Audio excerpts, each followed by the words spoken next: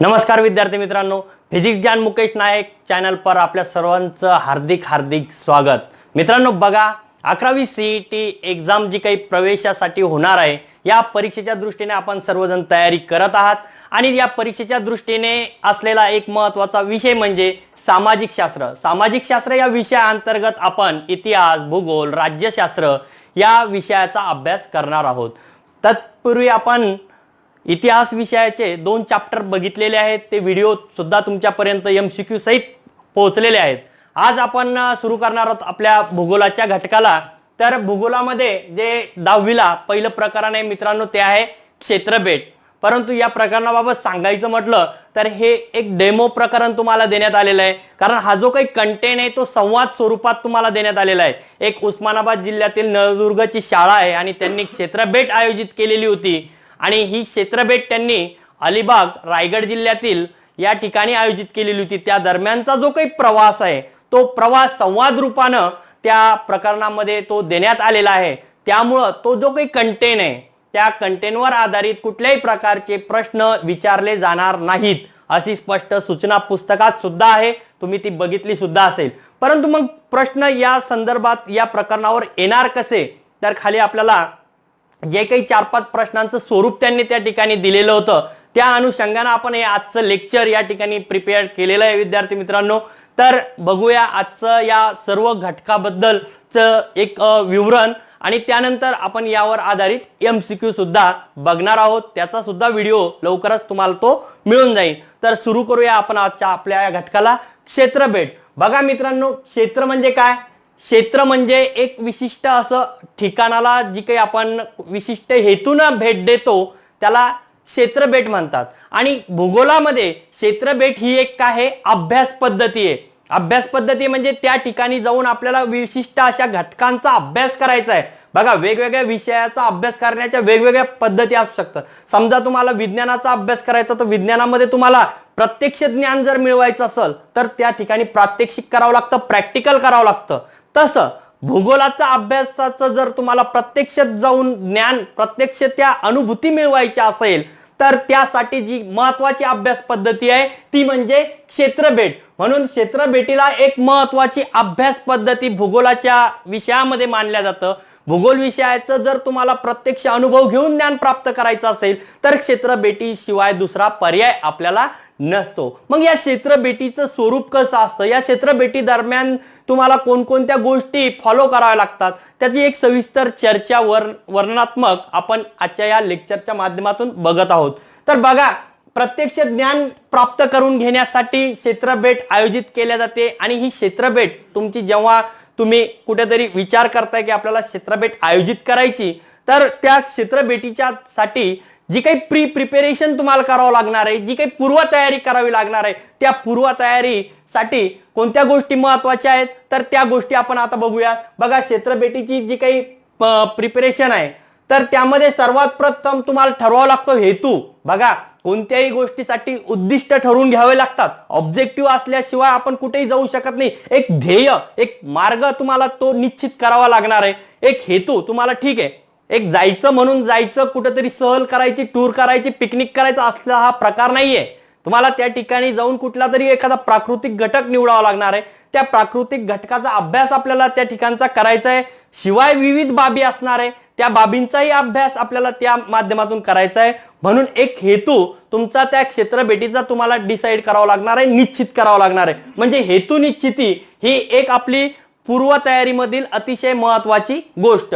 त्यानंतर तुम्हाला तिकडला घटक निवडावा लागणार आहे। बघा, आता तुम्हाला एखाद्या ठिकाणी ज्या ठिकाणी भेट द्यायची आहे त्या ठिकाणी जे काही प्राकृतिक घटक आहेत त्या प्राकृतिक घटकाबद्दल माहिती मिळवावी लागणार आहे। पूर्वतयारीमध्येच तुम्हाला एखादं, जेव्हा तुम्ही क्षेत्राची निवड करणार आहे याच्यानंतर जे काही प्राकृतिक घटकाची निवड करायची, ती क्षेत्राची निवड म्हणून आपण एक सेपरेट पॉइंट या ठिकाणी घेतलेला आहे की क्षेत्राची निवड, क्षेत्र निवड करायची आहे। मग आता तुम्हाला क्षेत्रबेट आयोजित करायची, त्यासाठी क्षेत्र निवडावं लागणार आहे। मग क्षेत्र निवडत असताना कुठल्या प्रकारचं क्षेत्र निवडायचं? का चित्रपटगृहाला भेट देऊन तिथं आपला अभ्यास होणार आहे? नक्कीच नाही होणार। मग आपल्याला त्यासाठी कोणत्या प्रकारची क्षेत्र लागणार आहे की ज्या ठिकाणी जाऊन आपण अभ्यास करू शकतो?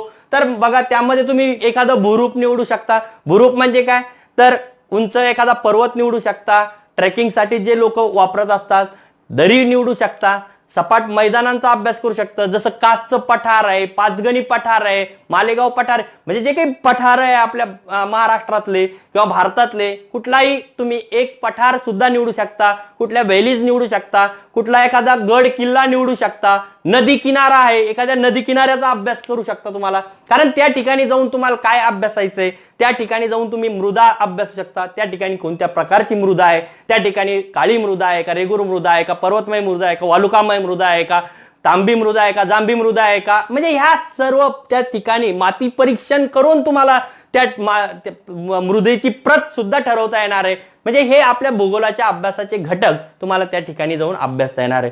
त्यानंतर तुम्हाला त्या ठिकाणी काय अभ्यासाला मिळणार आहे, त्या ठिकाणचं लोकजीवन कसं आहे, त्या ठिकाणचं लोकांचं आर्थिक जीवन कसं आहे, व्यापाराची साधनं कोणकोणती आहे, व्यापारासाठी कोणकोणते व्यापार ते लोक करतात, शेती करतात का, मग शेतीमध्ये शेतीचा प्रकार कुठला आहे, बागायती आहे का, जिरायती आहे, पिके कोणती घेतली जातात, त्या ठिकाणी नगदी पिके घेतली जातात का, अन्नधान्याची पिके घेतली जातात, खरीपामध्ये कोणती पिके घेतली जातात, रब्बीमध्ये कोणती पिके घेतली जातात, या सगळ्या गोष्टीची चर्चा, या सगळ्या गोष्टीचा अभ्यास आपल्याला या क्षेत्र भेटीच्या दरम्यान करावा लागतो.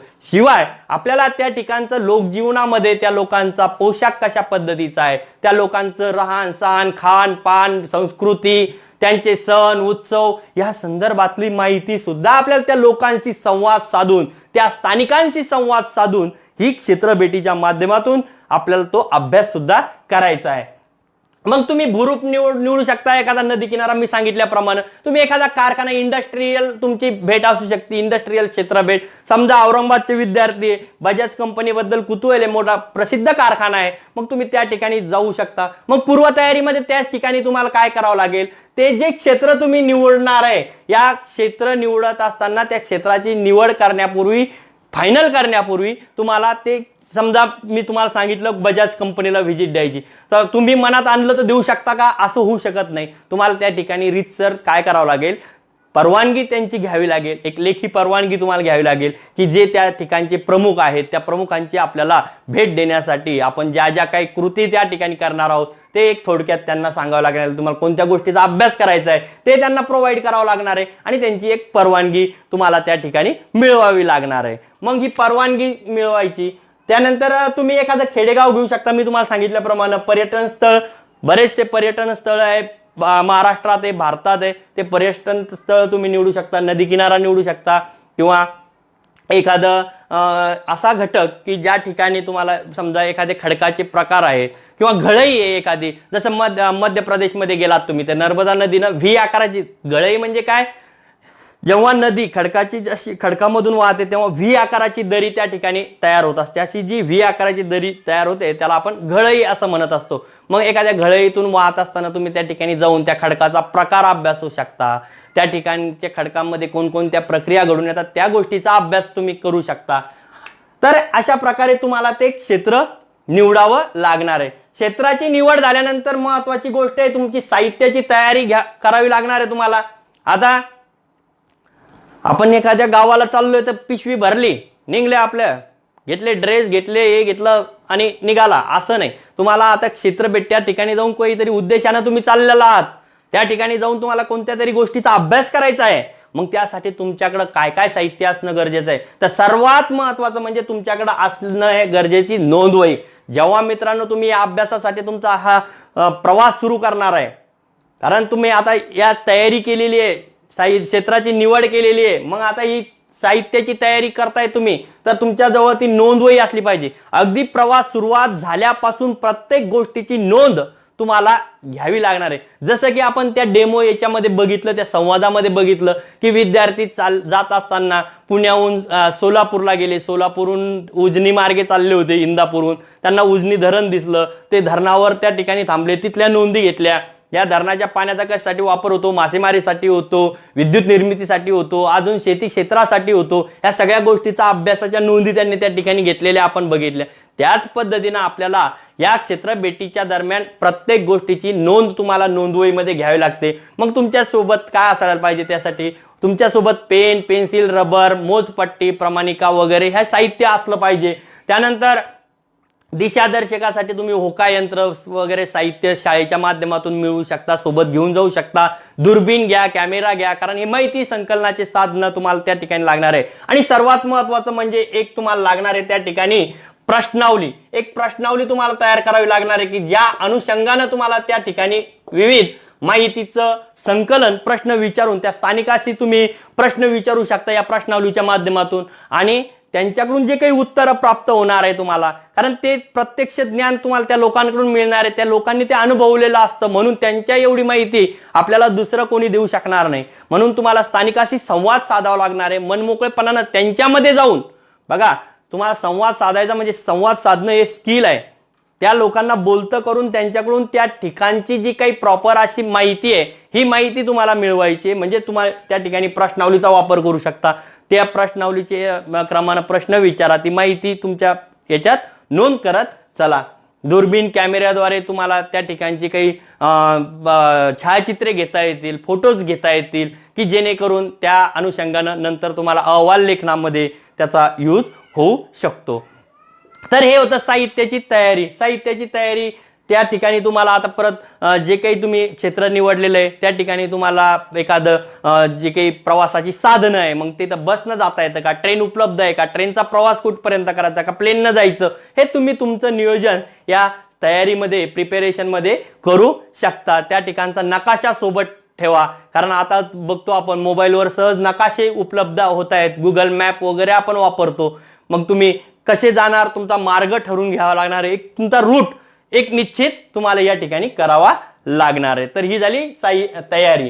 त्यानंतर बघा, आता प्रत्यक्ष जेव्हा आपण क्षेत्र भेट सुरू केलेली आहे तेव्हा क्षेत्र भेटी दरम्यान तुम्हाला काही काळजी घ्यायची आहे, काही प्रिकॉशन्स तुम्हाला त्या ठिकाणी फॉलो करायचे आहेत. तर सर्वात महत्वाचं म्हणजे त्या ठिकाणी तुमच्या सोबत असणारे जे काही शिक्षक असतील किंवा तुमचे जे मार्गदर्शक असतील किंवा जो काही स्टाफ तुमच्या सोबत असेल, तर त्या गाईड असतील, तर ते त्यांचं सूचना ज्या असणार आहे त्या अतिशय महत्वपूर्ण तुमच्यासाठी असणार आहे. म्हणून त्या सूचना तुम्ही फॉलो करायच्या असतात. कारण आपण जे क्षेत्र निवडणार आहे त्या क्षेत्राच्या ठिकाणी कुठलीही अनुचित प्रकार घडता कामा नये. तुम्हाला तुमची सुरक्षितता, स्वतःची सुरक्षितता प्रत्येकानं पाळायला पाहिजे. म्हणजे स्वतःची जर सुरक्षितता प्रत्येकानं पाळली तर निश्चितच सर्व तुमचं जे काही क्षेत्रभेट आहे ती सुरक्षित होणार आहे. कारण प्रत्येकानं फक्त आपली सुरक्षितता चांगली पाळायची. ठीक आहे, आपली सुरक्षितता पाळल्यानंतर तुम्ही इतरांची सुरक्षितता पाळा. त्या ठिकाणी जे काही पर्यावरणीय घटकाला तुम्ही भेट देणार आहे त्या पर्यावरणीय घटकाला तुमच्यापासून कुठल्याही प्रकारची बाधा पोहोचणार नाही याची सुद्धा आपण काळजी घेतली पाहिजे. त्या ठिकाणी परत एखादी आपत्कालीन स्थिती जर उद्भवली तर आपत्कालीन स्थितीमध्ये फर्स्ट एड बॉक्स, प्रथमोपचार पेटी तुमच्या सोबत असायला पाहिजे. कारण तुमचं क्षेत्र भेट म्हणजे तुम्ही त्या ठिकाणी प्रवास करून जाणार आहे, कधी गड किल्ले असणार आहे, तर त्या ठिकाणी थोडा खडतर प्रवास असू शकतो, चालत जाऊन चढाईचा प्रवास असू शकतो, उतराईचा प्रवास असू शकतो. अशा दरम्यान छोटे मोठे अपघात सुद्धा होण्याची शक्यता असते.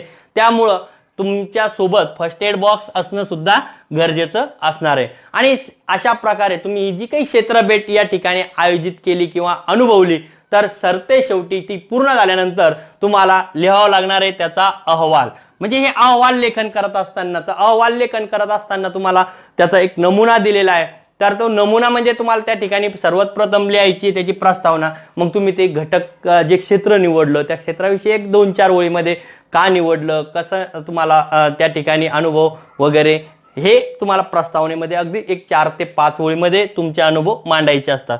त्यानंतर स्थान मार्ग नकाशा, आपण जसं लिपलेट लिहितो इंग्रजीमध्ये, how to go there, what to see, म्हणजे ह्या गोष्टी आहे की तुम्ही त्या ठिकाणी कसे जाणार. मग समजा तुम्ही महाबळेश्वर निवडले, औरंगाबादहून चाललात, तर मग औरंगाबादहून नगर पुणे या हायवेनं पुण्याला आलो, नंतर दुसऱ्या राष्ट्रीय महामार्गाने गेले का राज्य महामार्गाने गेले, तिथून साताऱ्याला गेलो, तिथून महाबळेश्वरला गेलो. ह्या सगळ्या गोष्टी तुम्हाला त्या मार्गाचा एक मार्ग नकाशा तुम्हाला त्या ठिकाणी या आपल्या अहवाल लेखनामध्ये सुद्धा मांडायचा आहे.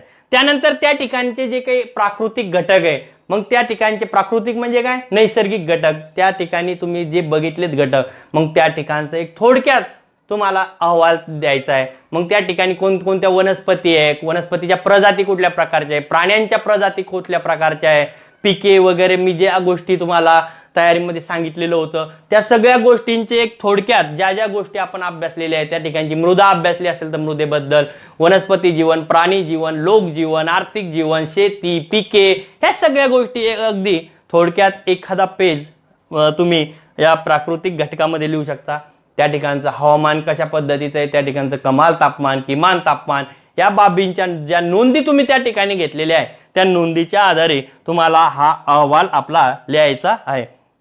त्यानंतर लोकसंख्या, त्या ठिकाणी लोकसंख्या आहे, मग लोकसंख्या आहे तर मग त्या ठिकाणचं लिंग गुणोत्तर कसं आहे, पहिले तुम्हाला लिहायची लोकसंख्या किती आहे त्या ठिकाणाची, नंतर लिंग गुणोत्तर मांडू शकता तुम्ही की 1000 पुरुषामागे स्त्रियांची संख्या, बालिका, हे जन्मदर, मृत्यूदर वगैरे तुम्ही त्यामध्ये इन्क्लूड करून लोकसंख्यामध्ये एक 5, 7, 8, 10 ओळीत माहिती त्या अहवालामध्ये तुम्ही इन्क्लूड करू शकता. त्यानंतर त्या ठिकाणचं भूमी उपयोजन, मग त्या ठिकाणी जी काही भूमी आहे, जमीन आहे, त्याचं जास्तीत जास्त उपयोजन कशासाठी होतं, मग लागवडीखालील क्षेत्र किती आहे, पडीक क्षेत्र किती आहे, हे तुम्हाला त्या ठिकाणी मांडायचंय. पर्यावरणीय काही समस्या आहेत का त्या ठिकाणी, किंवा एखाद्या ठिकाणी कसं असतं की तुम्ही नदी किनाऱ्याला भेट दिली, मग एखादा इंडस्ट्रीयल कारखाना असतो, मग त्याच्यातले जे काही टाकाऊ पदार्थ असतात ते नदीमध्ये सोडले जातात, त्याच्यामुळे पाण्याचं प्रदूषण वाढतं, त्या ठिकाणी पोल्युशन, वॉटर पोल्युशन होत असतं. मग ह्या समस्या आहे, मग त्याच्यावर काही उपाय तुम्हाला सुचतात का, ते उपाय सुद्धा आपण त्यांना मांडू शकतो आपल्या अहवालाच्या माध्यमातून. त्यानंतर शेवटी म्हणजे या सगळी जी तुम्ही क्षेत्र भेट ही केलेली आहे, तर ही जी काही फील्ड व्हिजिट तुम्ही कंप्लीट केलेली आहे, मग यावरून तुमच्याला काय निष्कर्ष निघालेत, तुम्ही हेतू ठरवलेला होता, अभ्यास करायला जे काही गेलेला होता तुम्ही, मग जे काही उद्दिष्ट ठरवलेले होते त्या उद्दिष्टाच्या अनुषंगानं, त्या हेतूच्या अनुषंगानं या क्षेत्र भेटीचा निष्कर्ष तुम्हाला काय मिळाला, हे तुम्हाला एक थोडक्यात 2-4 निष्कर्ष त्या ठिकाणी मांडायचे आहेत. ते वेगवेगळे असणार आहे प्रत्येकाचे, कारण क्षेत्रानुसार त्या ज्या ठिकाणाला भेट तुम्ही देणार आहे तर त्या भेटीनुसार ते निष्कर्ष निघणार आहेत मित्रांनो. तर अशा पद्धतीनं आज आपण क्षेत्रभेट या घटकाचा अभ्यास केलेला आहे. या क्षेत्रभेटाच्या प्रकरणावर जे काही MCQ तुम्हाला विचारले जाऊ शकतात ते सुद्धा आपण पुढच्या व्हिडिओमध्ये तुम्हाला लगेच मिळणार आहेत. जर व्हिडिओ आवडला तर चॅनलला सबस्क्राईब करा, शेअर करा. धन्यवाद.